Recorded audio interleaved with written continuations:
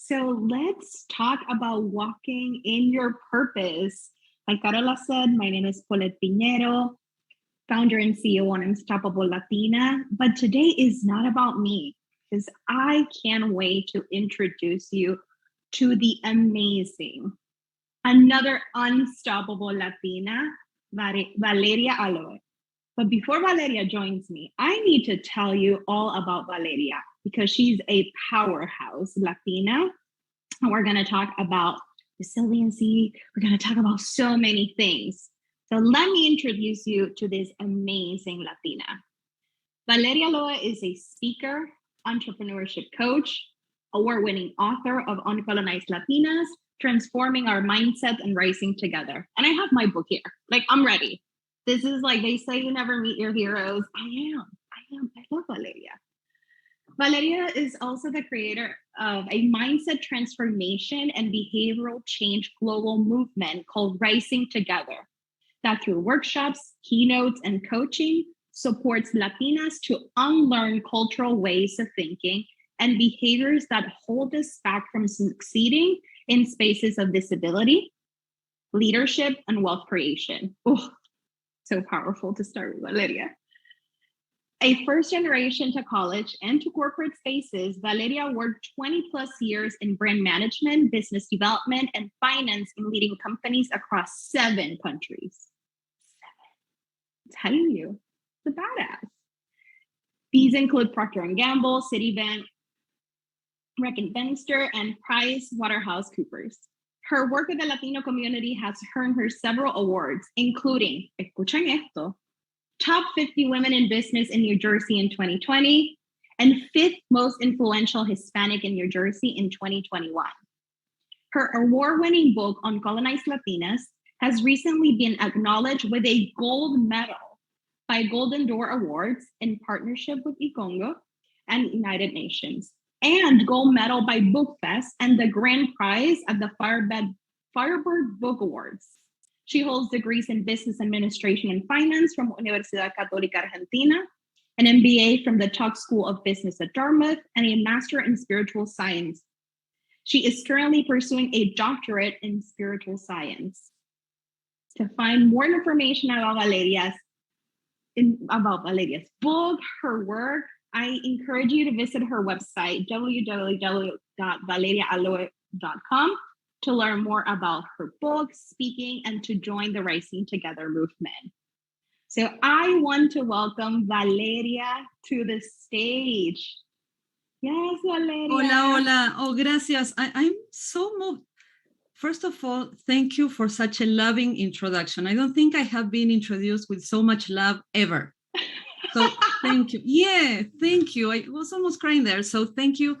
And I'm so thankful to ALPFA for this, the amazing team for this opportunity to be here today. Super grateful. Of course. We are so thankful to have you here today. I know there's a lot of love happening on the chat right now. So I have a couple of questions for you. I love your book. I love it. And I know so many of our Latinas and allies on the chat have questions. So if you have a question, drop it on the chat. But I can't wait to talk to you, Valeria. And I want to start with really digging deeper into uncolonizing your mindset. So can you explain to us what it is to uncolonize your mindset and how it links to resilience?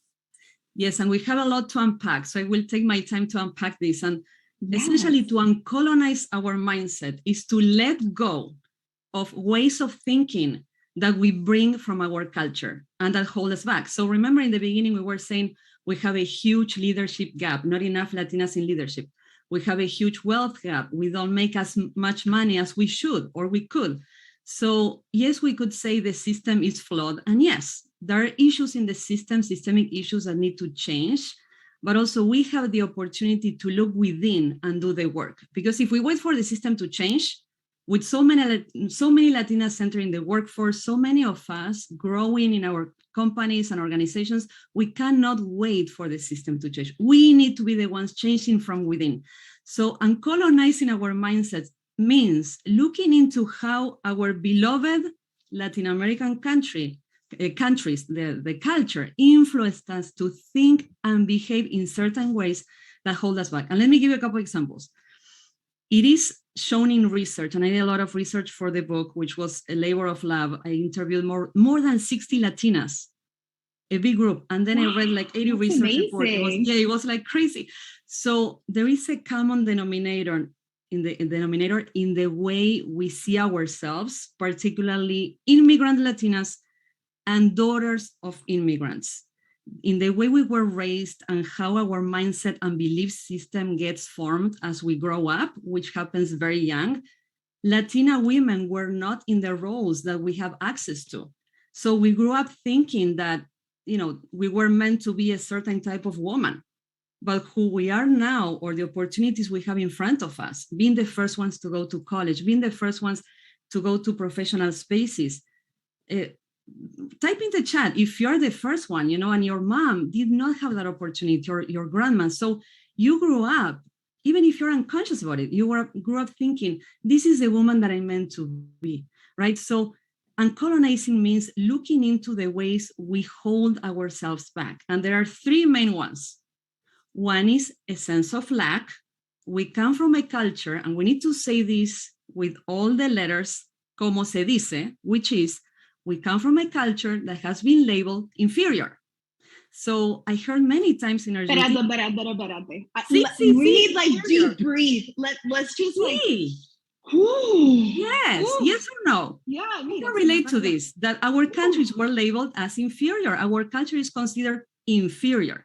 So growing up in Argentina, all the time I heard, this is a third world country. Now they call it developing economy, which is politically correct, but they used to call it third world country. So imagine, when I came to the US as an immigrant, I felt this small. I was like, what am I going to contribute?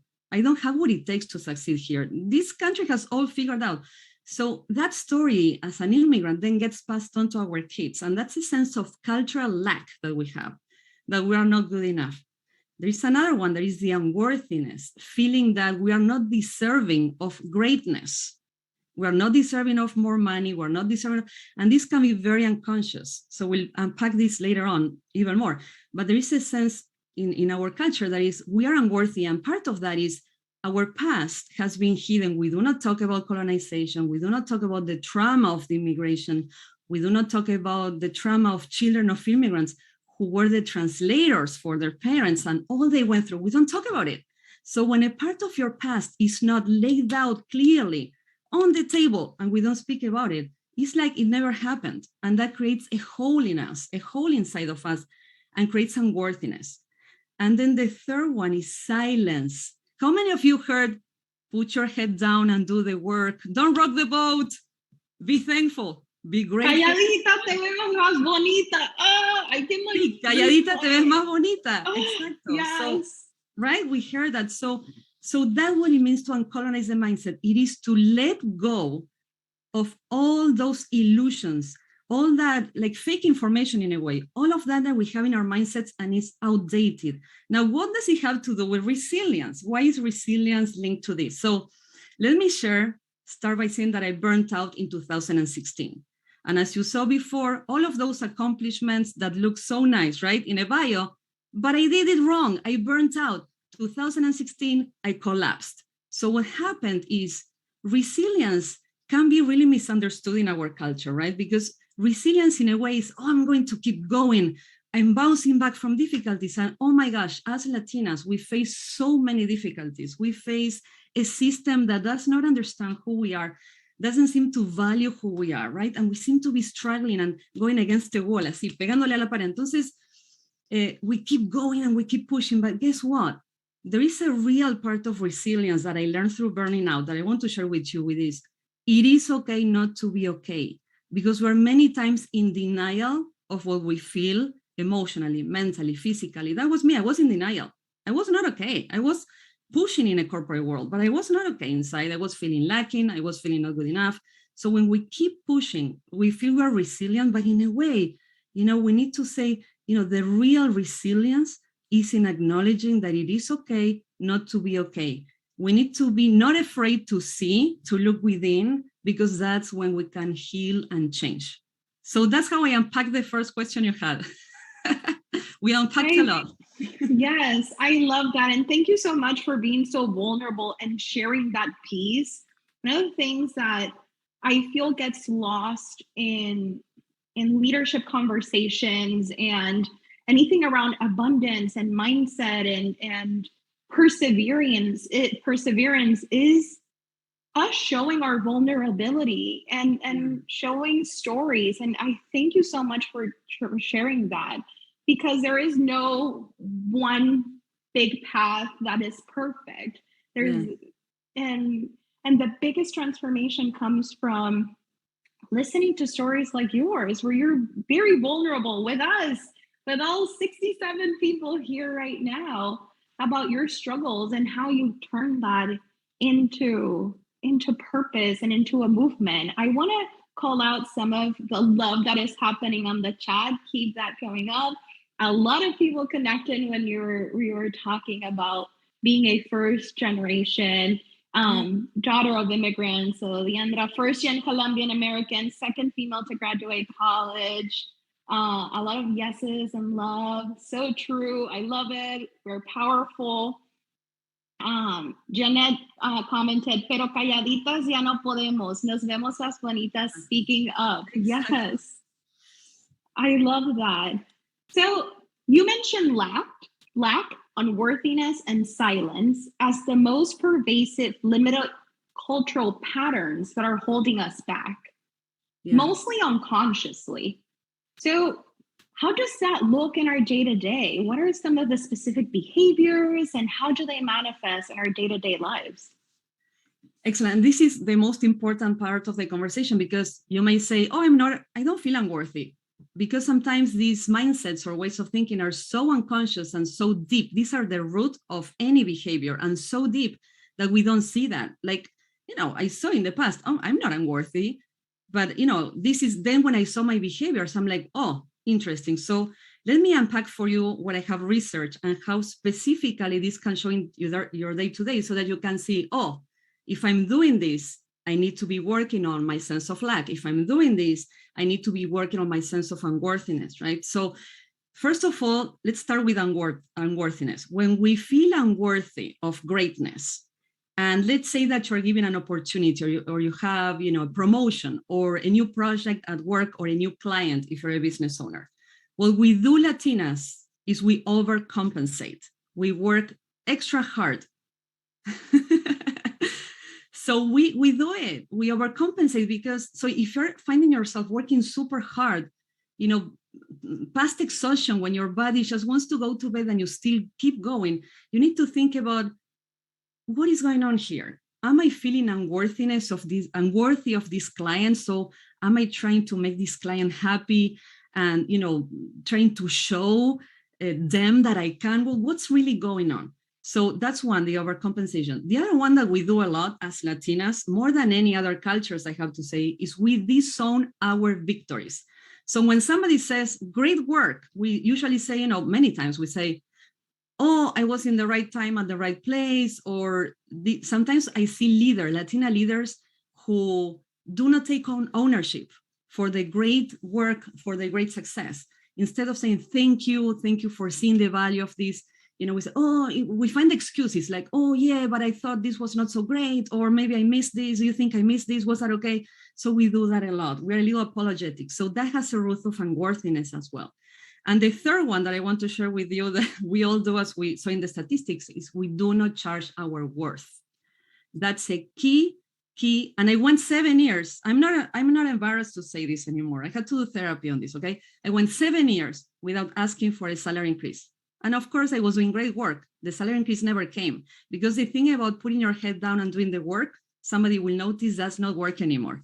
So 7 years without asking for a salary increase. And because I was feeling unworthy of getting more money, I said, oh, maybe I should be thankful, even thankful to be allowed to live in this country, right?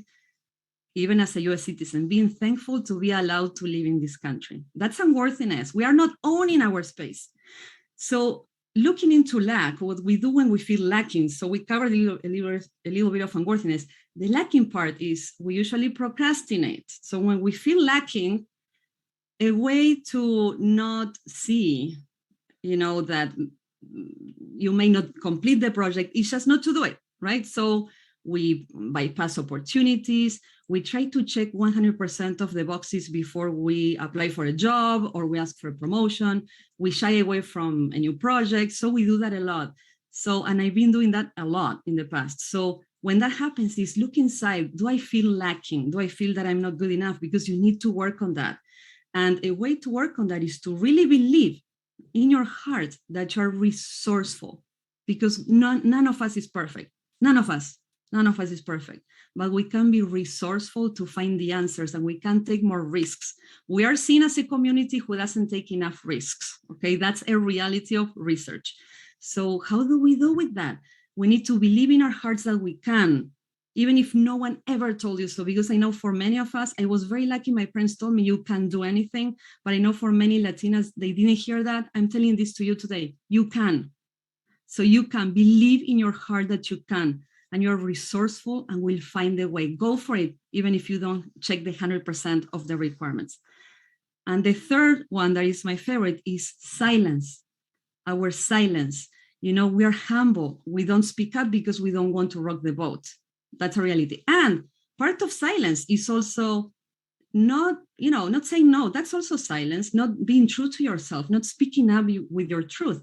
We say yes to many things, right, that we shouldn't. We do not say what we really think because we don't want to hurt feelings, because we are so, we're a culture of the heart. That's who we are. We're communal. We love people. That's who we are in the Latin American countries. So we find it very hard to have a different opinion because we don't want to hurt somebody. But guess what? In the US, you are expected to have a different opinion because that elevates the final product. So those are the three most pervasive. But I want to just, if I have one more minute on this, to say there is a fourth one that will take another hour if I talk about it, but we need to think about this even more in our community right here. Colorism. We have colorism. That's a behavior we have in the Latino community.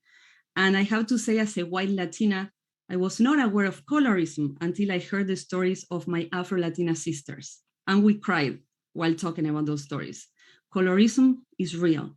Afro-Latinos are denied, underrepresented, never awarded. If you see awards, they are not represented. If you see any conference, they are not represented. So we need more Afro-Latinos. We need to find them, give them the space, and let them do their magic.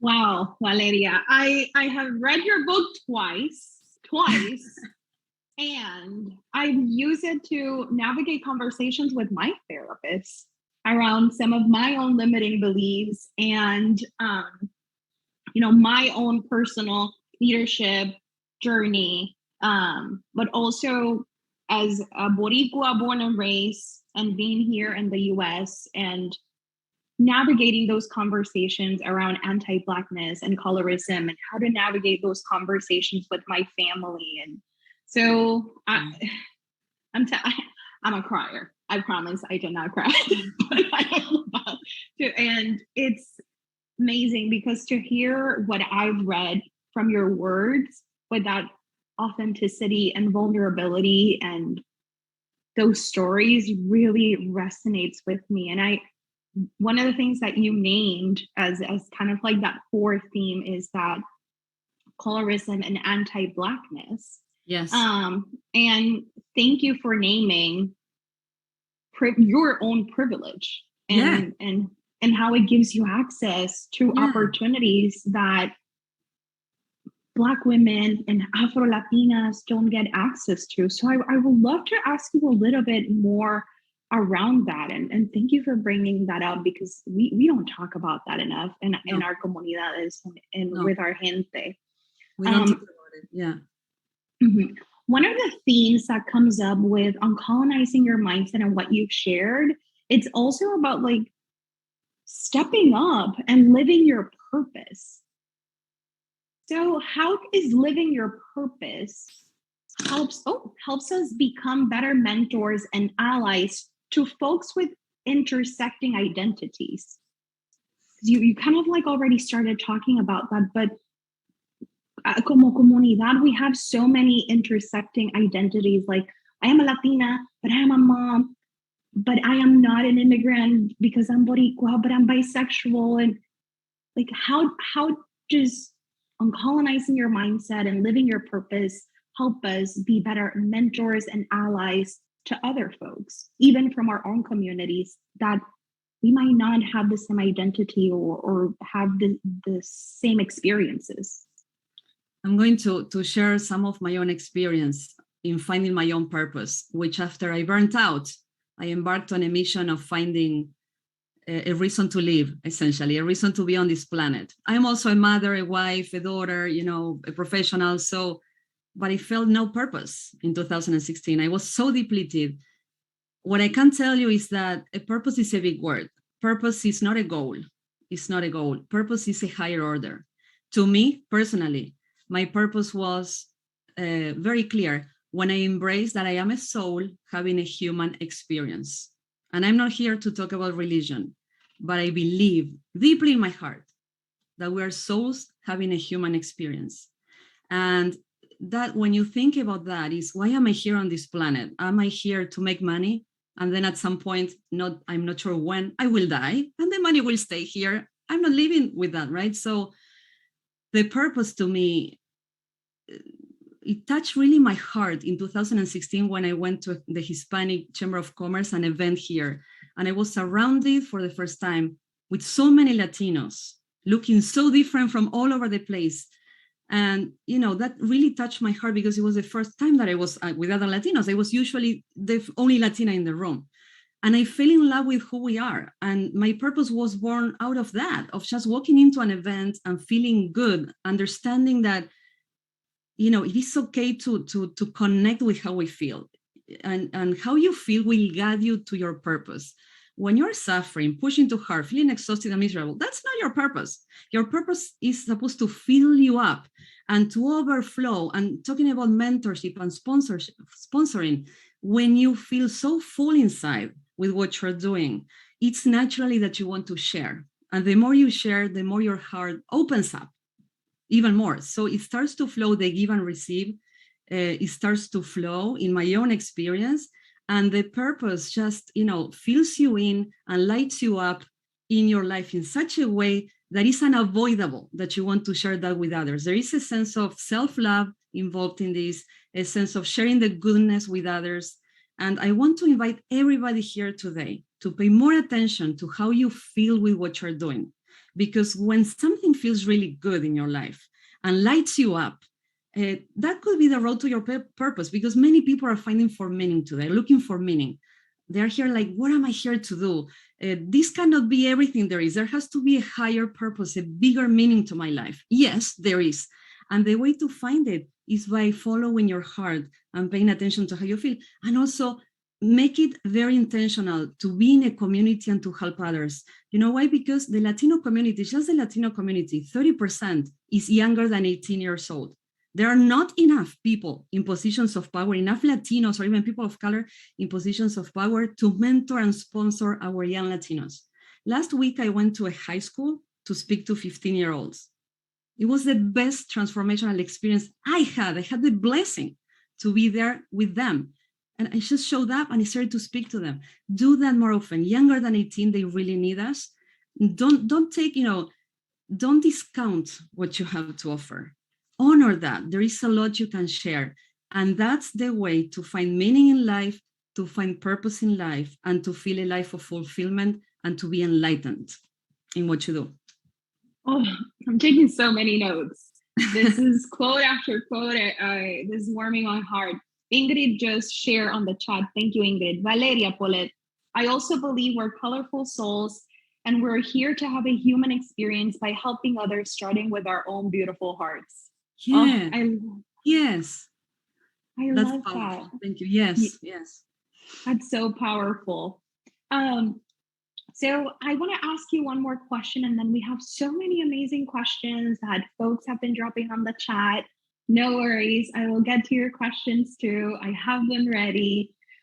So for my questions, Valeria, I want to ask you, like, in addition to reading this amazing book, cómprelo, like, you need this. This is, I'm telling you, it's so powerful.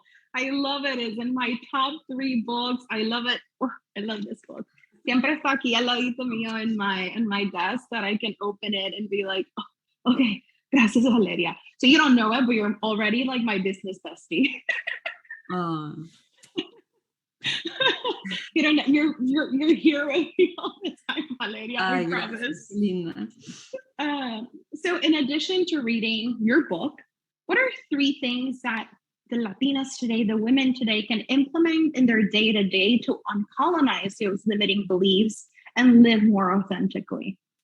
So I'll give you a 3-step framework. Remember, I come from a corporate, so I need to give you a framework. I used to do consulting, so there's always a framework. So, I build a framework for everything. So I appreciate that. It helps you, the 3 steps. So yes. The first step, to be aware, to know and to embrace that it is okay not to be okay. And when something feels uncomfortable or imbalanced or something is not right, it's okay to look into that. It's okay to talk about it. And, usually we need to start in a safe place, either therapy or a tribe, right? Before we feel comfortable maybe talking to a boss, if we need to address that at another level, but always embrace, be aware and look inside. Do not be afraid to look inside, because we were taught to always serve everybody else. That's what Latinas are supposed to do, right? To serve everybody else. How about us? It's time to put ourselves first with no shame and no guilt. And I know that's easy to say and hard to do. To this day, I need to every day balance a little bit to not feel guilty, okay? To release and forgive myself for feeling guilt. It's a reality because that's very much embedded in who we are in our culture. So be aware, put yourself first, connect with how you feel, honor that. There is a reason why that feeling is there. If it's uncomfortable imbalance, is to help you heal and grow, and it's a stepping stone to what's next in your life. So that's the number 1. Number 2 is to pivot, because, okay, I'm going to look at that, but now I want to move out of that too, right? I want to heal that. So that's whatever works for you. This could be another 10 hours that I could talk about this, but you need to today think about a situation that makes you uncomfortable or that you feel there's an imbalance in you, and ask yourself, ask your heart, your soul, ask, what's the best way I can support myself with this?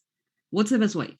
For me, it could be spending 1 hour each morning with myself in silence, going for a walk, putting sticky notes around the house that said, I am worthy, I deserve. I have sticky notes all over, and I love it. I love it because my kids see them too. So do what you need to, journal, whatever it is. Ask your heart, how can I best support myself today? That's the second. So become aware, pivot, how can I best support myself? And the third one, take an action. So this is not theory that we're talking about today. If you want to break the pattern, you have to take an action. The only way to break it, break the chain, break the pattern, do it differently, is to take an action. A micro step, whatever that is for you today. Ooh, I'm taking notes. I'm going to drop those gems on the chat too, because I know everyone was like, whoa. So become aware, pivot, and take action. I'm going to drop those on the chat so you can copy and paste those too. No worries. Oh, Valeria. Oh, these gems. So I have a couple of questions from the chat that I want to ask you. And this first one is so powerful. So I want to start with this one. So question number 1, how did colonization affect you personally? And as a white Latina, do you think you have experienced less discrimination? Okay. Yeah. So here's the thing. When people look at me, they think I come from a rich family. No, I don't. My father did not even go to high school. Okay. I come from a family of hardworking people. But then I had access to education. I worked really hard. But let's address your question. Colonization is a mindset. Colonization is still alive as long as it's still in the mindset of those who come from colonized countries. So people looked at me and they said, but how do you feel like you're white, you should be the colonizer? And I'm like, well, I was born in a colonized country, in a third world country, in a culture that was deemed inferior, right? So that's where I was born. It's not how you look, it's where you were born and what you heard and saw around you growing up. So I felt very, very small when I came to the US. Now, being white gave me a lot of privilege. It still does. I find that people hire me or, want to work with me because it's comfortable. Oh, bring the Latina, bring Valeria, because she's a Latina. Guess what? They are checking a box with me. And that bothers me because I'm very conscious of that. Because I realize they've been asking me, are you a woman of color? And if I say yes, they will check the box of, oh, she's a Latina and a woman of color. So now we check the box and we're done. We have a Latina who is a woman of color. Yeah. Yes, so, let's call that out. Thank you. Thank you, Valeria. That's so powerful. I do have a privilege. I learned that people feel more comfortable because I look this way, right? But then that gives me responsibility. And I thought I had it bad. When I came to ACE, I'm like, oh my gosh, this is so hard being an immigrant and having an accent, and I need to look for a job and I need to interview with 50 companies. This is so hard. By writing this book, and this is not a race to see who had it hardest, because we do that a lot, right? Among different races and groups and communities in the US, we usually have this fight of, oh, who had it harder? Listen, we all come from trauma. Many of our communities of color, we come from trauma. It's not who had it harder, but honestly, I realized that I was in a position of privilege when I heard the stories of Afro-Latinas, and that I had it easier, honestly easier compared to them. And that opened my eyes by listening to stories of friends who I had for 10 years, Afro-Latina friends I had for 10 years in my life, that I had never, ever heard their stories because we don't talk about it, right? It's crazy. So the privilege that I have as a white Latina gives me the responsibility, and I take it seriously. I pay attention. Like if I'm in a job, I see, can we open another chair? Do we have enough Latino representation, particularly Afro-Latinos? When I go to a conference or an event, I look into that. That's what I do. So my goal is to be aware of, not in the victimhood of, oh, it's so hard for me as an immigrant Latina, but to say, listen, I have a privilege, it's real, and think about all of you have a privilege compared to somebody else. All of you. Just being here today, connecting through Wi-Fi from your home, wherever you are, having food is a privilege. So all of us have a privilege. How are we going to use it for somebody else? I love that, because intersectionality is all about that, right? Like understanding in what areas do we connect, and that it is not a competition, but really understanding everyone else's experiences around our own, and understanding that there are different layers to what folks experience based on the power dynamics in the space, but also systems that are there. And one of the things that I talked about a lot was that I knew I was growing in my career since I moved to the US, porque I checked the box, right? Like, I was not Afro-Latina. I was Latina, but I'm from Puerto Rico. So some assimilation and a lot of code switching that I was doing. Oh, she's a mom, so she's not an LGBTQ member, without even giving me the opportunity to show up as my full self or tell my own story. So I love what you said, is we all have privilege. Todos. We all have privilege in some way, form, or other, is making sure that we're using our power and privilege, whether it's small or large, to amplify the right voices, to have the opportunity to be in that space and then be like, oh yeah, cool, I'm here. Okay, so this one and this one to here, and using those opportunities to amplify the voices that are missing in spaces. So I love that, and thank you. And I also want to call out and name that you were very honest with, this is my power, and I've been learning, and I'm constantly learning, and part of being anti-racist and part of putting equity first is that doesn't matter if we experience discrimination, if we experience an ism, is that this is constant learning, so we become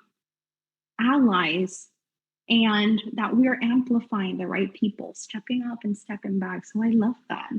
Imagine our Latino collective, where we will be if we unite beyond our racial differences and all this division that we have going on.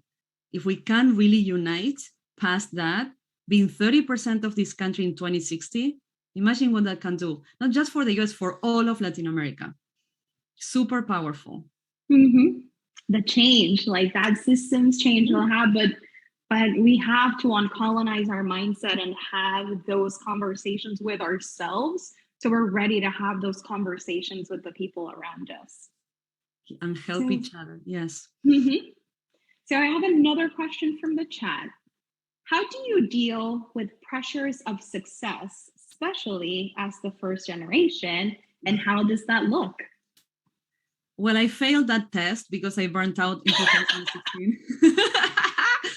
But after that, so I failed. I had to fail to learn. I have to say that, wow, it took really loving who I am to advocate for myself, to set boundaries, and to sometimes not even fight it. Like, sometimes, yes, family has expectations and they say things, they say something, they throw that at the dinner table or on a call, whatever. When I'm in WhatsApp with my parents, they throw it, right? Like a little bit like this, but it hits you. And sometimes I just let it go. I'm like, that's fine. I love you guys, but it's your expectation. I learned to honor what do I want? What do I want? That's what I learned to listen to. What do I really want? And that's what I go after, to make myself happy, because for many years in my life, I made everybody else happy, right? My parents, my family, my husband, my kids, even my boss, everybody was absolutely happy, but I was miserable. So I had to turn the tables and say, how can I make myself happy? And start there. Expectations. Yeah, because expectations are the shortest way to get disappointed. When you have expectations about what will happen, and you put a lot of expectations of yourself, even because it's so natural as a first gen to have expectations and go for more and want more. But sometimes, I had to learn to allow things to happen and to flow and to trust a lot more than to make things happen and to push. And that there is acceptance into that. Accept that I have no control over what will happen tomorrow, but I will flow with whatever is present to the best of my abilities at every moment and every day, rebalancing what's going on to make myself happy. So, and I do that every day. To me, that I come from a burnout, is a daily practice to stop and to say, am I happy? Am I putting myself first in my life? Because otherwise, what's the point, Ooh, yes, it gets very easy to be like, let me take care of others. Like, yeah. I can go into mom, taking care of everyone. Mi abuela en Puerto Rico, my mama, like, ¿dónde está? Like, give me the list and I'll take care of everyone else. But it's so difficult to do that introspection and honoring ourselves and our needs. And I realized through a lot of therapy and reading books like Uncolonized Latinas, through my own journey of burnout, of constant failure, and embracing that failure. I have on my LinkedIn and my business card, like Paulette Piñero. Paulette Piñero, recovering perfectionist. Yeah. Before everything else. Perfectionist is an epidemic. Oh, yes. Yeah, we need to step out of the epidemic of perfectionism, particularly as Latinas and first generation, that we're supposed to make everybody happy and check all these boxes. Guess what? No, make yourself happy. What's the point otherwise? Yeah. And it's so difficult, but it goes back to what you wrote in your book and what you've been telling us today. Like, we have to uncolonize our mindset. We have to be aware of the lack, unworthiness, and silence. We have to put into practice becoming aware, pivoting, and taking action. So I'm going to drop a lot of those gems on the chat throughout the summit that you share with us, Valeria. I do want to ask you one more question, because you talked about burnout and being in that space. And one of the questions that I have from the chat is, what were some of those red flags that made you think you were burned out? The red flags, which I ignored. I ignored the red flags. I had heart palpitation. I couldn't sleep at night. I was very irritable. I was angry all the time, reactive, very tired, and pushing myself past like migraines, working with migraines, to give you an idea. So I could take pills for migraine, and as soon as it receded a little bit, I kept working until crazy. I'm not sure how I'm even alive, okay, because it was crazy. But it goes back to being in sync with your sense of, I'm uncomfortable, this doesn't feel right, paying attention to that. But if we are like walking brains, which I have been a walking brain for a long time, disconnected from my body, the body will tell you. From the neck down, you will know. It's in your body knows. It's the wisdom, the ancestral wisdom in the body. It will show you, the red flags will show up, the stress, the signs of stress, lack of sleep, headaches, all of those that I mentioned, it shows up. So, some stress is good, but when it gets to a point that you are not happy, so you have to immediately address it, immediately. Wow. So we have a couple of minutes left. So I just want to make sure that I'm adding, I have other questions from the chat. So I want to ask this one. Someone on the chat was very vulnerable and shared their experience at work. And one, as they are sharing their experiences of when white men do things, they're great, okay, like, ooh, boss. But when you do similar things or are being assertive, you're considered aggressive. So someone is asking you, like, how do you handle that hidden racism? I would say it's pretty much racism, but how do you handle those hidden microaggressions and racism at work? Or the bias. Yes, there is a bias. Mm-hmm. That if a man does it, he's a great leader, but then when we do it, but there is also a reality that as we learn to navigate new spaces and we're testing new waters, I love this woman, Millie is her name. She works in a bank, and she was sharing with me when I was doing the research for the book, how we either stay very quiet, Latinas, or when we speak up, we have so many emotions that it comes out with a lot of emotions. And we know that this culture is not an emotional culture, right? It's a different type of culture. So it's more mental. So I would say the following. Number one, before having a conversation in a space that culturally feels different, meaning you're the only Latina in the room, I would have any conversation from a space of neutrality. If you need to cry or even journal and then burn it, whatever you need to do to be in a neutral space when you speak up is key. Because when those emotions come up for people who are in a more mental culture, and for us who come from a culture of the heart and we let go of the emotions more easily, right? That's a cultural clash. So it's scary for them. They don't know what to do with it. So it's learning to, it's not changing your essence, but it's learning to wear a different suit for the occasion. So which Valeria am I going to bring to this meeting? Who is the audience? And how am I going to address that in an assertive way? However, yes, I have seen many Latinas who are assertive and still they have these toxic environments where they are labeled the angry Latina. So if that's the case, think it through, evaluate, but it could be time for you to move on to a culture that accepts who you are.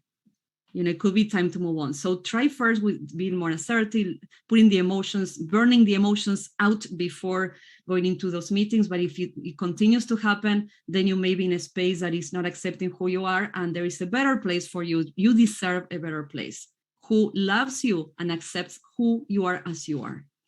Ooh, become aware, pivot, and take action. Yeah. Oh, exactly. Yeah. I dropped those gems. I took notes for those 3 things to uncolonize your day-to-day limiting beliefs on the chat too, because exactly what you just said. Building that awareness will allow you to make better decisions and identify if this is the right space for you, so you can pivot and take action. Yeah, the component of self-awareness too is like look back and see who was I, because we also make mistakes and we need to be compassionate with us. I've been angry in meetings too. It didn't help me. I've been emotional in meetings too. In others, I was also silent. None of those worked for me. So we need to really look within with compassion, not judgment, compassion, and continue pivoting, because we are coming from, we have a cultural clash. That's what we have here going on, right? We are accessing spaces of power and we come with our differences from our culture. So we are still learning. So the compassion to keep pivoting, but also the awareness and the self-love to say enough is enough. I deserve a better place.